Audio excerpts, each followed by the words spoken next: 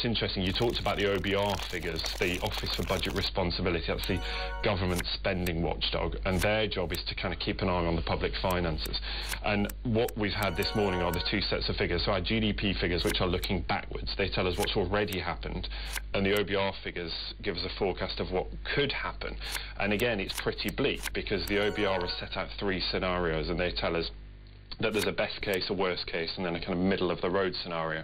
So to look at their middle of the road scenario, they're presuming that GDP, so our gross domestic product, what we produce as a country, will fall by more than 12% this year. They say there will be potential scarring, that's essentially people out of work, unable to find a new job.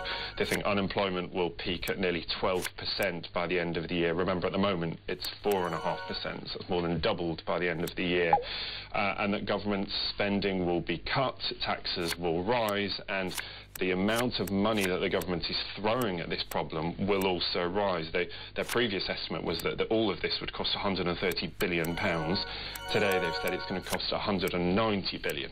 So a huge increase there. Someone's got to pay for it, and it will inevitably end up being us through spending cuts and tax rises. And therefore, whatever the government wants to throw at us to encourage us to go out and spend, all of this will come down to our consumer behaviour.